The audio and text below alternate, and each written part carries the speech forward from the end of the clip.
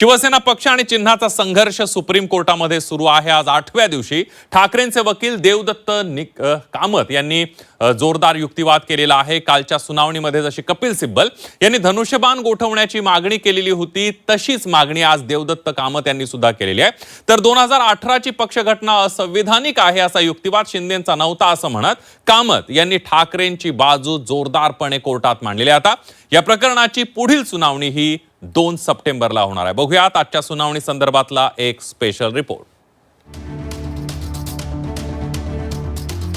शिवसेना पक्ष आणि चिन्हा संदर्भात सुप्रीम कोर्टात आज 8व्या दिवशी ही सुनावणी पार पडली। ज्येष्ठ कायदेतज्ञ कपिल सिब्बल यांच्यानंतर देवदत्त कामत यांनी 7व्या आणि 8व्या दिवशी ठाकरेंच्या बाजूने सुप्रीम कोर्टात जोरदार युक्तिवाद केला। 8व्या दिवसाच्या म्हणजेच गुरुवारच्या सुनावणीत ठाकरेंच्या बाजूने देवदत्त कामत यांनी युक्तिवादादरम्यान चिन्ह गोठवण्याची मागणी केली आहे। तर 2018 ची पक्षघटना असंवैधानिक आहे असा युक्तिवाद शिंदेंचा नव्हता।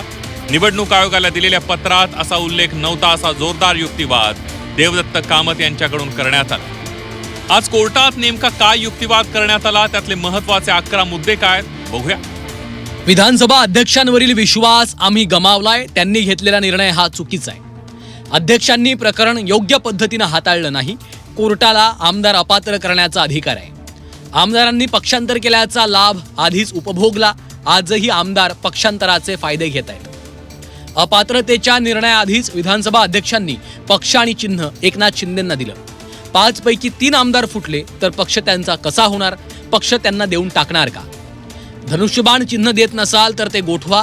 चिन्हाचा निर्णय फक्त विधिमंडळातल्या संख्याबळावर झालाय। विधिमंडळ पक्ष आणि राजकीय पक्ष वेगळे आहेत। राजकीय पक्षाचं महत्त्व जास्त असतं। विधिमंडळ पक्ष फुटल्यावर यात चिन्हाचा संबंध नाही, राजकीय पक्ष फुटल्यावर चिन्हाचा संबंध आहे। शिवसेनेत राजकीय पक्ष नाही, विधिमंडळ पक्ष फुटला, विधिमंडळ पक्षाचा राजकीय पक्षाशी संबंध नाही। राजकीय संघटनेत आमच्याकडे बहुमत होतं, आमच्याकडे 19 लाखांपेक्षा जास्त सदस्य, त्यांच्याकडे फक्त 4 लाख सदस्य। आमदार संख्याबळावर निर्णय दिल्यास परिशिष्ट 10 कागदावरच राहील आणि अराजकता माजेल असा जोरदार युक्तिवाद देवदत्त कामत यांच्याकडून करण्यात आला।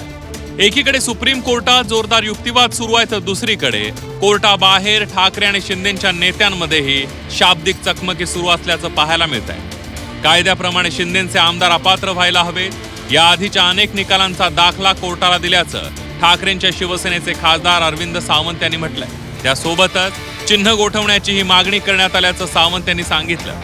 तर ठाकरेंच्या पक्षाची वैचारिक दिवाळखोरी कोर्टात पाहायला मिळाली असं म्हणत शिवसेनेचे नेते डॉक्टर राजू वाघमारे यांनी सावंत यांच्यावर पलटवार केला। पाया त्यांनी सांगितलं हा पाया आहे पाया ना, आहे, हो. एकदा जर तो पायाच घडला, अपात्र झालं, मग पक्षाचा विषयच येत नाही ना पुढचा। मग चिन्ह देणार, नाव देणार, विषयच येणार नाही। म्हणून ते अपात्र व्हायला हवेत आणि ते अपात्र करू शकता। त्यांनी सगळे उदाहरण जे सगळं सांगितलेलं आहे आणि अपेक्षा आहे कोर्टाकडनं, बघू आपण न्यायाची अपेक्षा करूया। कोर्टात आता हे सांगत होते की ज्या सिम्बॉलचा फायदा घेत आहेत, आपल्या सगळ्यांना माहिती आहे की राजकारणात फक्त सिम्बॉलवर कोणाला निवडून येता येत नाही। तुम्हाला काम करावं लागतं, लोकांची सेवा करावी लागते, लोकांसाठी झटावं लागतं, तेव्हा तुम्ही राजकारणात निवडून येतात। हे म्हणतात की सिम्बॉलमुळे निवडून आले। आता म्हणजे एवढी वैचारिक दिवाळखोरी उभाटाची आणि उभाटाच्या वकिलांची कोर्टात बघायला मिळाली। ते बघून जरा वाईट वाटलं की महाराष्ट्रातले आपले लोक अशा पद्धतीने वैचारिक दिवाळखोरी करतायत, पण शेवटी काय करणार। तर पक्षातील तळागाळातील कार्यकर्ते ठाकरेंसोबत आहेत। आमच्याकडे 19 लाखांपेक्षा अधिक सदस्य असल्याचं खासदार अरविंद सावंत यांनी म्हटलेलं आहे। तर आमच्याकडे आमदार आणि खासदार जास्त आहेत असं म्हणत डॉक्टर राजू वाघमारे यांनी सावंत यांच्यावर पलटवार केलाय। तर ठाकरेंच्या शिवसेनेचा कुणावरही विश्वास नसल्याचं म्हणत वाघमारे यांनी टीकास्त्र डागलंय। युक्तिवाद केला की मिळणारी मतं कोणत्या पक्षाची आहेत कसं कळणार तुम्हाला? हाही एक युक्तिवाद त्यांनी त्यावेळेला केलेला आहे आणि ते स्पष्ट आहे ना। म्हणजे जर तुम्ही असं कारण इलेक्शन कमिशनच्या डोक्यात काहीतरी त्यावेळेला आलं होतं की एवढे आमदार आहेत म्हणून म्हणजे एवढी मतं आहेत, तर ही मतदार हा काही पक्षाचा कार्यकर्ता नसतो ना, तो पक्षाला मतं आणि ते युतीत लढलेले असतात, तेव्हा ती मतं कोणाची हे ग्राह्य धरता येणार नाही असं त्यांनी त्यावेळेला सांगितलेलं आहे मतांचं। पहिला मुद्दा असा की उभाट आणि यांच्या वकिलांनी यांचा विश्वास ना इलेक्शन कमिशनवर आहे, ना यांचा विश्वास हा स्पीकरवर आहे, आणि ना यांचा विश्वास याच्या अगोदरच्या कोर्टाच्या जजमेंटवर आहे. त्याच्यामुळे जेवढे निकाल यांच्या विरोधात गेलेले आहेत त्याच्यामुळे कोणच काम करत नाही. आणि आता इथे या कोर्टात बोलतायत की तुम्ही निकाल द्या. उद्या हा निकाल पण यांच्या विरोधात गेला की ते परत म्हणणार की यांच्यावर पण विश्वास नाही आमचा, आम्हाला दुसरा कुठचा तरी कोर्ट द्या. उद्धव ठाकरे यांच्या वतीनं कायदेतज्ञ कपिल सिब्बल आणि देवदत्त कामत यांनी 8 दिवस आक्रमक युक्तिवाद केला. यावेळी आमदारांच्या अपात्रतेसह पक्ष आणि चिन्हासंदर्भात युक्तिवाद झाला. तर धनुष्यबाण चिन्ह गोठवण्याची मागणी यावेळेला कपिल सिब्बल आणि देवदत्त कामत यांच्याकडूनही करण्यात आली आहे. आता या प्रकरणी पुढील सुनावणी ही 2 सप्टेंबरला होणार आहे.